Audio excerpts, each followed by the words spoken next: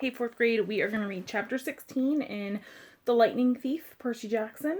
This chapter is called We Take a Zebra to Vegas. So, here we go.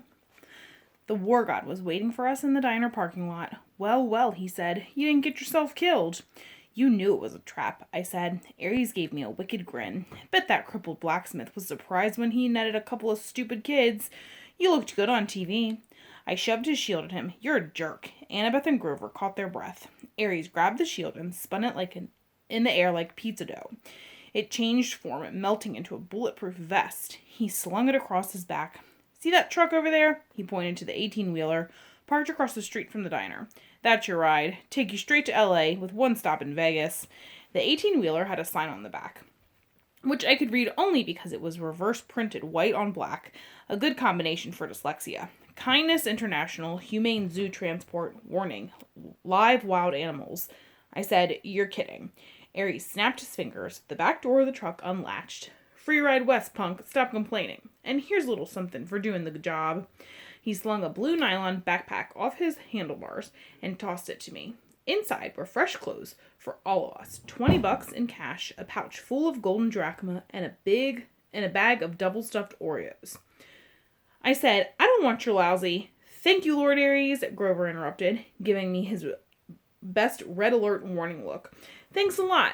I gritted my teeth. It was probably a deadly insult to refuse something from a god, but I didn't want anything that Ares had touched. Reluctantly, I slung the backpack over my shoulder. I knew my anger was being caused by the war god's presence, but I was still itching to punch him in the nose. He reminded me of every bully I'd ever faced. Nancy Bobofit, Clarice, Smelly Gabe, sarcastic teachers, every jerk who'd called me stupid in school or laughed at me when I'd gotten expelled. I looked back at the diner, which had only a couple of customers now. The waitress who'd served us dinner was watching nervously out the window, like she was afraid Ares might hurt us. She dragged the fry cook out from the kitchen to see. She said something to him. He nodded, held up a little disposable camera, and snapped a picture of us. Great, I thought. We'll make the papers again tomorrow. I imagined the headline, 12-year-old outlaw beats up defenseless biker. You owe me one more thing, I told Ares, trying to keep my voice level. You promised me information about my mother. You said, you sure you can handle the news? He kick-started his motorcycle. She's not dead. The ground seemed to spin beneath me. What do you mean? I mean, she was taken away from the Minotaur before she could die.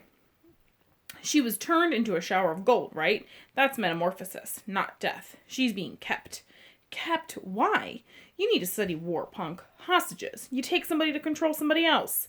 Nobody's controlling me. He laughed. Oh yeah? See you around, kid. I balled up my fists. You're pretty smug, Lord Ares, for a guy who runs from Cupid statues. Behind his sunglasses, fire glowed. I felt a hot wind in my air. We'll meet again, Percy Jackson. Next time you're in a fight, watch your back. He revved his Harley, then roared off down Delancey Street. Annabeth said, that was not smart, Percy. I don't care. You don't want a god as your enemy, especially not that god. Hey guys, Grover said, I hate to interrupt, but he pointed toward the diner. At the register, the last two customers were paying their check. Two men in identical black coveralls with a white logo on their backs that matched the one on the Kindness International truck. If we're taking the Zoo Express, Grover said, we need to hurry. I didn't like it, but we had no better option. Besides, I'd seen enough of Denver. We ran across the street and climbed into the back of the big rig, closing the doors behind us. The first thing that hit me was the smell. It was like the world's biggest pan of kitty litter. The trailer was dark inside until I uncapped Anaclusmos. The blade cast a faint bronze light over a very sad scene. Sitting in a row of filthy metal cages were three of the most pathetic zoo animals I'd ever beheld. A zebra, a male albino lion, and some weird antelope thing I didn't know a name for. Someone had thrown the lion a sack full of turnips, which he obviously didn't want to eat. The zebra and the antelope had each gotten a styrofoam tray of hamburger meat. The zebra's mane was matted with chewing gum, like somebody had been spinning it on it in their spare time. The antelope had a stupid silver birthday balloon tied to one of its horns that read over the hill. Apparently, nobody had wanted to get close enough to the lion to mess with him, but the poor thing was pacing around on soiled blankets in a space way too small for him, panting from the stuffy heat of the trailer. He had flies buzzing around his pink eyes, and his ribs showed through his white fur. This is kindness, Grover yelled. Humane Zoo Transport? He probably would have gone right back outside to beat up the truckers with his reed pipes, and I would have helped him. But just then, the truck's engine roared to life, the trailer started shaking, and we were forced to sit down or fall down. We huddled in the corner on some mildewed feed sacks, trying to ignore the smell and the heat and the flies. Grover talked to the animals in a series of goat bleats, but they just stared at him sadly. Annabeth was in favor of breaking the cages and freeing them on the spot, but I pointed out it wouldn't do much good until the truck stopped moving. Besides, I had a feeling we might look a lot better to the line than those turnips. I found a water jug and refilled their bowls, then used Anaclusmos to drag the mismatched food out of their cages. I gave the meat to the lion and the turnips to the zebra and the antelope. Grover calmed the antelope down while Annabeth used her knife to cut the balloon off its horn. She wanted to cut the gum out of the zebra's mane too, but we decided that would be too risky with the truck bumping around. We told Grover to promise the animals we'd help them more in the morning. Then we settled in for the night. Grover curled up on a turnip sack. Annabeth opened our bag of double-stuffed Oreos and nibbled on one half-heartedly. I tried to cheer myself up by concentrating on the fact that we were halfway to Los Angeles, halfway to our destination. It was only June 14th. The solstice wasn't until the 21st. We could make it in plenty of time. On the other hand, I had no idea what to expect next. The gods kept toying with me. At least Hephaestus had the decency to be honest about it. He put up cameras and advertised me as entertainment, but even when the cameras weren't rolling, I had a feeling my quest was being watched. I was a source of amusement for the gods. Hey, Annabeth said, I'm sorry for freaking out back at the water park, Percy. That's okay. It's just, she shuddered, spiders. Because of the Arachne story, I guessed. She got turned into a spider for challenging your mom to a weaving contest, right? Annabeth nodded. Arachne's children have been taking revenge on the children of Athena ever since. If there's a spider within a mile of me, it'll find me. I hate the creepy little things. Anyway, I owe you. We're a team, remember? I said. Besides, Grover did the fancy flying. I thought he was asleep, but he mumbled from the corner. I was pretty amazing, wasn't I? Annabeth and I laughed. She pulled apart an Oreo, handed me half. In the Iris message, did Luke really say nothing? I munched my cookie and thought about how to answer. The conversation via Rainbow had bothered me all evening. Luke said you and he go way back. He also said Grover wouldn't fail this time. Nobody would turn into a pine tree.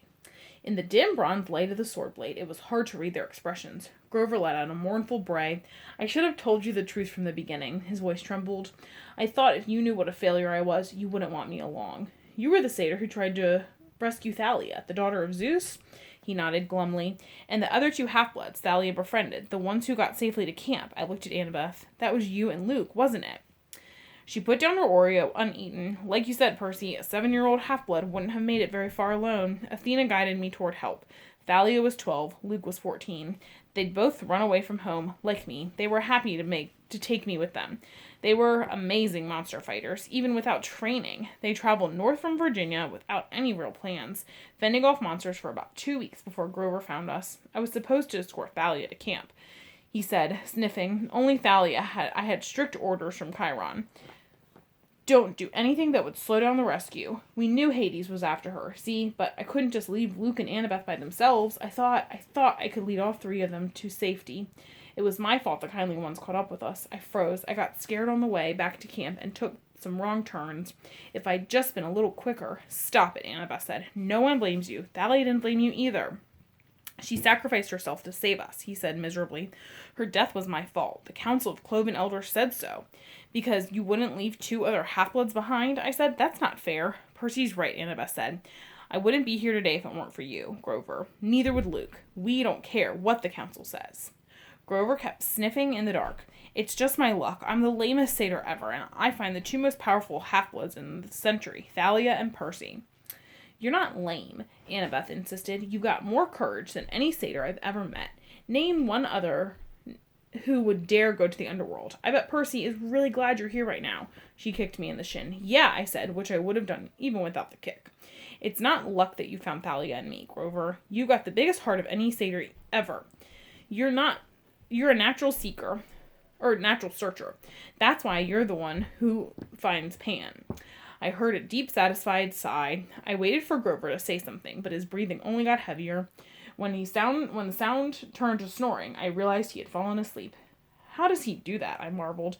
I don't know, Annabeth said, but that was a really nice thing that you told him. I meant it.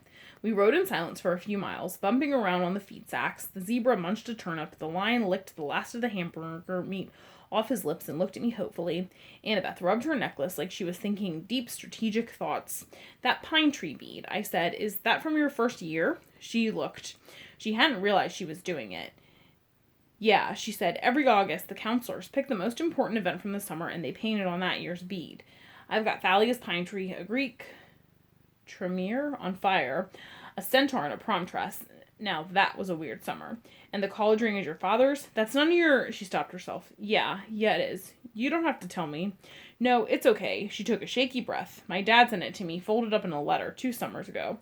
The ring was like his main keepsake from Athena. He wouldn't have gotten through his doctoral program at Harvard without her. That's a long story. Anyway, he said he wanted me to have it. He apologized for being a jerk and said he loved me and missed me. He wanted me to come home and live with him. That doesn't sound so bad. Yeah, well, the problem was I believed him. I tried to go home for school that year, but my stepmom was the same as ever. She didn't want her kids put in danger by living with a freak. Monsters attacked, we argued. Monsters attacked, we argued. I didn't even make it through winter break. I called Chiron and came right back to Camp Half-Blood. You think you'll ever try living with your dad again?" She wouldn't meet my eyes. "Please, I'm not into self-inflicted pain." "You shouldn't give up," I told her. "You should write him a letter or something." "Thanks for the advice," she said coldly, "but my father's made his choice about who he wants to live with." We passed another few miles of silence. "So, if the gods fight," I said, "will things line up the way that they did with the Trojan War? Will it be Athena versus Poseidon?" She put her head against the backpack Ares had given us and closed her eyes. "I don't know what my mom will do. I just know I'll fight next to you." "Why?" "Because you're my friend, Seaweed Brain. Any more stupid questions?" I couldn't think of an answer for that. Fortunately, I didn't have to. Annabeth was asleep. I had trouble following her example, with Grover snoring and an albino lion staring hungrily at me, but eventually I closed my eyes. My nightmare started out as something I dreamed a million times before. I was being forced to take a standardized test while wearing a straitjacket. All the other kids were going out to recess, and the teacher kept saying, "Come on, Percy, you're not stupid, are you? Pick up your pencil." Then the dream strayed from the usual. I looked over at the next desk and saw a girl sitting there, also wearing a straitjacket. She was my age, with unruly black punk-style hair, dark eyeliner around her stormy green eyes, and freckles across her nose. Somehow I knew who she was. She was Thalia, the daughter of Zeus. She struggled against the straitjacket, glared at me in frustration, and snapped, "Well, Seaweed Brain, one of us has to get out of here." She's right, my dream self thought. I'm going back into the cavern. I'm going to give Hades a piece of my mind. The straitjacket melted off me. I fell through the classroom floor. The teacher's voice changed until it was cold and evil, echoing from the depths of the great chasm. "Percy Jackson," it said. "Yes, the exchange went well, I see." I was back in the dark cavern, spirits of the dead drifting around me, unseen in the pit. The monstrous thing was speaking, but this time it wasn't addressing me. The numbing power of the voice seemed to direct it somewhere else. "And he suspects nothing?" it asked. Another voice, one I almost recognized, answered at my shoulder, "Nothing, my lord. He is as ignorant as the rest." I looked over, but no one was there. The speaker was invisible. Deception upon deception, the thing in the pit mused aloud. "Excellent." "Truly, my lord," said the voice next to me, "you are well named the Crooked One. But was it really necessary? I could have brought you what I stole directly." "You," the monster said in scorn. "You have already shown your limits. You would have failed me completely had I not intervened." "But, my lord..." "Peace, little servant. Our 6 months have brought us much. Zeus's anger has grown. Poseidon has played his most desperate card. Now we shall use it against him. Shortly you shall have the reward you wish, and your revenge, as soon as both items are delivered into my hands. But wait, he is here." "What?" The invisible servant suddenly sounded tense. "You summoned him, my lord?" "No." The full force of the monster's attention was now pouring over me, freezing me in place. "Blast his father's blood. He is too changeable, too unpredictable. The boy brought himself hither." "Impossible!" the servant cried. "For a weakling such as you, perhaps," the voice snarled. Then its cold power turned back on me. "So, you wish to dream of your quest, young half-blood? Then I will oblige." The scene changed. I was standing in a vast throne room with black marble walls and bronze floors. The empty, horrid throne was made from human bones fused together. Standing at the foot of the dais was my mother, frozen in shimmering golden light with her arms outstretched. I tried to step toward her, but my legs wouldn't move. I reached for her, only to realize that my hands were withering to bones. Grinning skeletons in Greek armor crowded around me, draping me with silk robes, wreathing my head with laurels that smoked like chimera poison. Burning into my scalp, the evil voice began to laugh. Hail the conquering hero. I woke with a start. Grover was shaking my shoulder. The truck stopped, he said. We think they're coming to check on the animals. Hide, Annabeth hissed. She had it easy. She just had to put on her magic cap and disappear. Grover and I had to dive behind feed sacks and hope we looked like turnips. The trailer doors creaked open. Sunlight and heat poured in. Man, one of the truckers said, waving his hand in front of his ugly nose. I wish I hauled appliances. He climbed inside and poured some water from a jug into the animal's dishes. You hot, big boy, he said to the lion, then splashed the rest of the bucket right in the lion's face. The lion roared in indignation. Yeah, the man said. Next to me, under the turnip sacks, Grover tensed. For a peace-loving herbivore, he looked downright murderous. The trucker threw the antelope a squashed-looking Happy Meal bag. He smirked at the zebra. How you doing, Stripes? Least we'll be getting rid of you this stop. You like magic shows? You're gonna love this one. They're gonna saw you in half. The zebra, wild-eyed with fear, looked straight at me. There was no sound, but as clear as day, I heard it say, Free me, Lord, please. I was too stunned to react.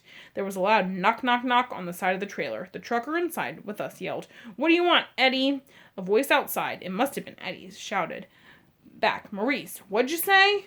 What are you banging for? Knock, knock, knock. Outside, Eddie yelled, Who's banging? Our guy, Maurice, rolled his eyes and went back inside. Outside, cursing at Eddie for being an idiot. A second later, Annabeth appeared next to me. She must have done the banging to get Maurice out of the trailer. She said, This transport business can't be legal. No kidding, Grover said. He paused as if listening. The lion says these guys are animal smugglers. That's right, the zebra's voice said in my head. We've got to free them, Grover said. He and Annabeth both looked at me, waiting for my lead. I'd heard the zebra talk, but not the lion. Why? Maybe it was another learning disability. I could only understand zebras. Then I thought, horses. What did Annabeth said about Poseidon creating horses? Was a zebra close enough to a horse? Was that why I could understand it? The zebra said, Open my cage, please. I'll be fine after that. Outside, Eddie and Maurice were still yelling at each other, but I knew they'd be coming inside to torment the animals again any minute. I grabbed a riptide and slashed the lock off the zebra's cage. The zebra burst out. It turned to me and bowed. Thank you. Grover held up his hands and said nothing to the zebra and said something to the zebra in goat talk like a blessing. Just as Maurice was poking his head back inside to check out the noise, the zebra leaped over him and into the street. There was yelling and screaming and cars honking. We rushed to the doors of the trailer in time to see the zebra galloping down a wide boulevard lined with hotels and casinos and neon lights. We just released a zebra in Las Vegas. Maurice and Eddie ran after it, with a few policemen running after them, shouting, Hey, you need a permit for that! Now would be a good time to leave, Annabeth said. The other animals first, Grover said. I cut the locks with my sword. Grover raised his hands and spoke the same goat blessing he'd used for the zebra. Good luck, he told the animals. The antelope and the lion burst out of their cages and went off together into the streets. Some tourists screamed. Most just backed off and took pictures, probably thinking it was some kind of stunt by one of the casinos. Will the animals be okay? I asked Grover. I mean, the desert and all? Don't worry, he said. I placed a satyr sanctuary on them. Meaning? Meaning they'll reach the wild safely, he said. They'll find water, food, shade, whatever they need until they find a safe place to live. Why can't you place a blessing like that on us? I asked. It only works on wild animals. So it would only affect Percy, Annabeth reasoned. Hey, I protested. Kidding, she said. Come on, let's get out of this filthy truck. We stumbled into the desert afternoon. It was like 110 degrees, easy, and we must have looked like deep-fried vagrants. But everybody was too interested in the wild animals to pay us much attention. We passed the Monte Carlo and the MGM. We passed pyramids, a pirate ship, and the Statue of Liberty, which was a pretty small replica, but still made me homesick. I wasn't sure what we were looking for. Maybe just a place to get out of the heat for a few minutes, find a sandwich and a glass of lemonade, make a new plan for getting west. We must have taken a wrong turn, because we found ourselves at a dead end. standing in front of the Lotus Hotel and Casino. The entrance was a huge neon flower, the petals lighting up and blinking. No one was going in or out, but the glittering chrome doors were open, spilling out air conditioning that smelled like flowers. Lotus blossom, maybe. I never smelled one, so I wasn't sure. The doorman smiled at us. "Hey kids, you look tired. You want to come in and sit down?" I'd learned to be suspicious the last week or so. I figured anybody might be a monster or a god. You just couldn't tell, but this guy was normal. One look at him and I could see. Besides, I was so relieved to hear somebody who sounded sympathetic that I nodded and said we'd love to come in. Inside, we took one look around and Grover said, "Whoa." The whole lobby was a gigantic game room. And I'm not talking about cheesy Pac-Man games or slot machines. There was an indoor water slide snaking around the glass elevator, which went straight up at least 40 floors. There was a climbing wall on one side of the building and an indoor bungee jumping bridge. There were virtual reality suits with working laser guns and hundreds of video games, each one the size of a widescreen TV. Basically, you name it, this place had it. There were a few other kids playing, but not that many. No waiting for any of the games. There were waitresses and snack bars all around, serving every kind of food you can imagine. "Hey," the bellhop said. At least I guessed he was a bellhop. He wore a white and yellow Hawaiian shirt with Lotus designs, shorts, and flip-flops. "Welcome to the Lotus Casino. Here's your room key," I stammered. "But, no," he said, laughing. "The bill's taken care of. No extra charges, no tips. Just go to the top floor, room 4001. If you need anything, like extra bubbles for the hot tub, or skeet targets for the shooting range, or whatever, just call the front desk. Here are your Lotus cash cards. They work in the restaurants and on all the games and rides." He handed us each a green plastic credit card. I knew there must be some mistake. Obviously, he thought we were some millionaires' kids, but I took the card and said, "How much is on here?" His eyebrows knit together. "What do you mean?" "I mean, when does it run out of cash?" He laughed. "Oh, you're making a joke. Hey, that's cool. Enjoy your stay." We took the elevator upstairs and checked out our room. It was a suite with 3 separate bedrooms and a bar stocked with candy, soda, and chips, a hotline to room service, fluffy towels, and water beds with feather pillows.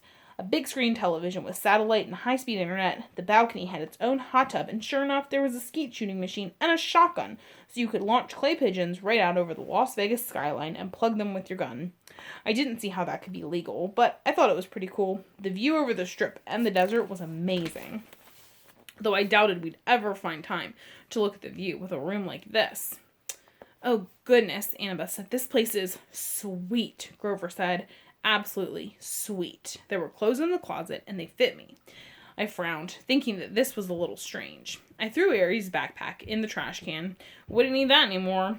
When we left, we could just charge a new one at the hotel store. I took a shower, which felt awesome after a week of grimy travel. I changed clothes, ate a bag of chips, drank 3 Cokes, and came out feeling better than I had in a long time. In the back of my mind, some small problem kept nagging at me. I'd had a dream or something. I needed to talk to my friends, but I was sure it could wait. I came out of the bedroom and found that Annabeth and Grover had also showered and changed clothes. Grover was eating potato chips to his heart's content, while Annabeth cranked up the National Geographic channel. "All those stations," I told her, "and you turn on National Geographic? Are you insane?" "It's interesting." "I feel good," Grover said. "I love this place." Without even realizing it, the wings sprouted on his shoes and lifted him a foot off the ground, then back down again. "So what now?" Annabeth said. "Sleep?" Grover and I looked at each other and grinned. We both held up our green plastic Lotus cash cards. "Playtime," I said. I couldn't remember the last time I had so much fun. I came from a relatively poor family. Our idea of a splurge was eating at Burger King and renting a video. A 5-star Vegas hotel? Forget it. I bungee jumped the lobby 5 or 6 times, did the water slide, snowboarded the artificial ski slope, and played virtual reality laser tag and FBI sharpshooter. I saw Grover a few times, going from game to game. He really liked the reverse hunter thing, where the deer go out and shoot the rednecks. I saw Annabeth playing trivia games and other brainiac stuff. They had this huge 3D sim game where you build your own city, and you could actually see the holographic buildings rise on the display board. I didn't think much of it, but Annabeth loved it. I'm not sure where I first realized something was wrong. Probably it was when I noticed a guy standing next to me at the VR sharpshooters. He was about 13, I guess, but his clothes were weird. I thought he was some Elvis impersonator's son. He wore bell-bottom jeans and a red t-shirt with black piping. And his hair was permed and gelled like a New Jersey girl's on homecoming night. We played a game of sharpshooters together, and he said, "Groovy, man. Been here 2 weeks, and the games keep getting better and better." Groovy. Later, while we were talking, I said something was sick, and he looked at me kind of startled, as if he never heard the word used that way before. He said his name was Darren, but as soon as I started asking him questions, he got bored with me and started to go back to his computer screen. I said, "Hey, Darren, what year is it?" He frowned at me. "In the game? No, in real life." He had to think about it. 1977. "No," I said, getting a little scared. "Really? Hey man, bad vibes. I got a game happening." After that, he totally ignored me. I started talking to people, and I found it wasn't easy. They were glued to the TV screen, or the video game, or their food, or whatever. I found a guy who told me it was 1985. Another guy told me it was 1993. They all claimed they hadn't been here very long. A few days, a few weeks at most. They didn't really know, and they didn't care. Then it occurred to me, how long had I been here? It seemed like only a couple of hours, but was it? I tried to remember where we were. Why we were here. We were going to Los Angeles. We were supposed to find the entrance to the underworld. My mother, for a scary second, I had trouble remembering her name. Sally Jackson. I had to find her. I had to stop Hades from causing World War III. I found Annabeth still building her city. "Come on," I told her. "We've got to get out of here." No response. I shook her. "Annabeth." She looked up annoyed. "What?" "We need to leave." "Leave? What are you talking about? I just got the towers. This place is a trap." She didn't respond until I shook her again. "What?" "Listen, the underworld, our quest." "Oh, come on, Percy, just a few more minutes." "Annabeth, there are people here from 1977, kids who have never aged. You check in and you stay forever." "So?" she asked. "Can you imagine a better place?" I grabbed her wrist and yanked her away from the game. "Hey!" she screamed and hit me, but nobody else even bothered looking at us. They were too busy. I made her look directly in my eyes. I said, "Spiders. Large, hairy spiders." That jarred her. Her vision cleared. "Oh my gods," she said. "How long have we—" "I don't know, but we've got to get Grover." We went searching and found him playing virtual deer hunter. "Grover," we both shouted. He said, "Die, humans, die, silly, polluting, nasty person." "Grover!" He turned the plastic gun on me and started clicking as if I were just another image on the screen. I looked at Annabeth, and together we took Grover by the arms and dragged him away. His flying shoes sprang to life and started tugging his legs in the other direction. As he shouted, "No, I just got to a new level. No!" The Lotus bellhop hurried up to us. "Well, now are you ready for your platinum cards?" "We're leaving," I told him. "Such a shame," he said. And I got the feeling that he really meant it, that we'd be breaking his heart if we left. "We just added an entire new floor full of games for Platinum Card members." He held out the cards, and I wanted one. I knew that if I took one, I'd never leave. I'd stay here, happy forever, playing games forever, and soon I'd forget my mom and my quest and maybe even my own name. I'd been playing Virtual Rifleman and Groovy Disco Darren. I'd be playing Virtual Rifleman with Groovy Disco Darren forever. Grover reached for the card, but Annabeth yanked back his arm and said, "No thanks." We walked toward the door, and as we did, the smell of the food and the sounds of the game seemed to get more and more inviting. I thought about our room upstairs. We could stay the night, sleep in a real bed for once. Then we burst through the doors of the Lotus Casino and ran down the sidewalk. It felt like afternoon. About the same time of day we'd gone into the casino, but something was wrong. The weather had completely changed. It was stormy, with heat lightning flashing out in the desert. Aries' backpack was slung over my shoulder, which was odd because I was sure I had thrown it in the trash can in room 4001. But at that moment, I had other problems to worry about. I ran to the nearest newspaper stand and read the year. First, thank the gods, it was still the same year it had been when we went in. Then I noticed the date, June 20th. We had been in the Lotus Casino for 5 days. We only had 1 day left until the summer solstice. 1 day to complete our quest. So that is the end of chapter 16. The next chapter, 17, we shop for waterbeds. Oh, this is a fun one. You'll like this one. So I will see you guys next time. Have a great day.